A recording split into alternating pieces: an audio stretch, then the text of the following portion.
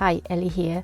Let's go through my top Rockbox pizza cooking tips. First, you will need to grab your pizza peels for the Rockbox pizza oven. I use a 12-inch Epicottis wooden launch peel as it fits perfectly in this oven. I also use the short-handled Gosney 7-inch turning peel. This is also a perfect size in this oven. I don't normally use any other metal peels with this oven, but on the occasion where I've particularly sticky dough that needs a larger peel to scoop the pizza up for the first turn, I grab the 12-inch Ooni square peel to make that first turn. Then after that, I swap to the smaller round metal peel for the rest of the cook.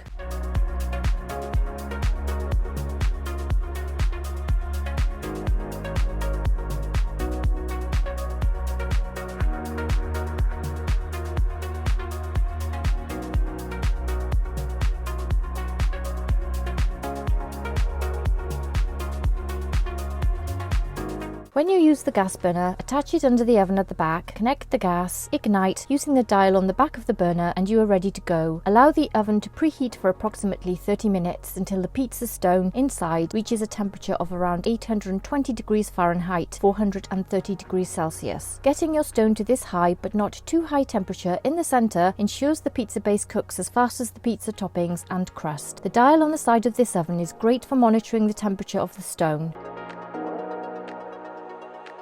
Pizza stone in the Rockbox has a good thickness and the oven is really well insulated.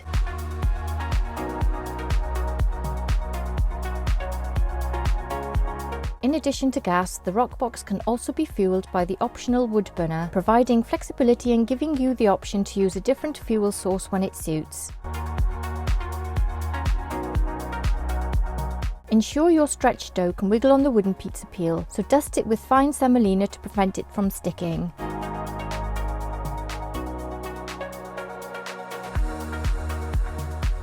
Gently pull your dough onto the peel.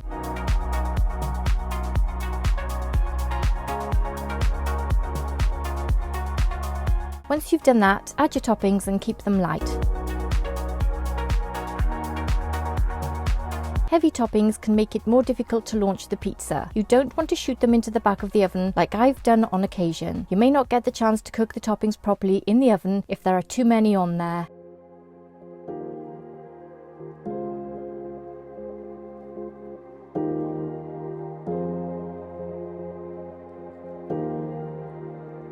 Your pizza must be able to move freely on the peel before the launch. Give it another wiggle test, and if it's sticking, just add more fine semolina. Semolina is my favourite to use because it's like having little roller balls that help the pizza glide off the peel. I find the semolina doesn't absorb moisture as easily as flour and therefore can still roll the pizza off a damp base. Now you are ready to launch your pizza. Check the stone temperature again just before you launch the pizza. Use a digital laser thermometer for this, even though there is a dial on the side of the Rockbox. Use a digital thermometer that can reach a temperature up to 600 degrees Celsius. It needs a single laser beam, not a double, to measure the center of the stone. The dial on the Rockbox really helps, but I also want to have an exact top of the stone temperature in the center too. As you rotate your pizza, it will pick up the higher and lower temperatures on the stone at the front and back of the Rockbox. If you are using the optional wood-fired burner, attach it to the back of the oven, but I'd do that only after heating the oven up with the gas burner first. The wood burner takes small kindling-sized pieces of wood, and you'll need to keep it topped up regularly throughout the cook. Whichever fuel you are using, once the oven is ready, place the tip of your peel at an angle near to where you want the top of the pizza to be and use small wiggle movements to launch it into the oven. Keep an eye on the pizza cooking inside the Rockbox at all times. If you are new to cooking pizza in this oven, you may want to start off cooking smaller pizza and then gradually increase in size as you get used to launching and turning the pizza. You can cook your pizza quite close to the flame burner at the back, as the flames tend to float up and over the crust, and I find it relatively easy to cook pizza in this oven. The smell and sound of the pizza cooking will help guide you when you need to rotate the pizza. As with most outdoor ovens, your pizza cooking time may vary depending on the temperature of your oven, the weather outside, and the thickness of your pizza dough. Plus, the cooking time will affect your crust and toppings. If you are new to cooking in this oven, you may want to cook the pizza on a low flame to start off with and watch how that flame slowly cooks your crust and toppings. As you get used to the flame cooking against your pizza, turn up the flame on the dial and you can settle on a flame size that works for you and gives you the pizza cook you enjoy. My perfect gas flame size in this oven is full flame, and with a wood burner I cook on a flame as big as I can by freshly topping up the burner just before the cook.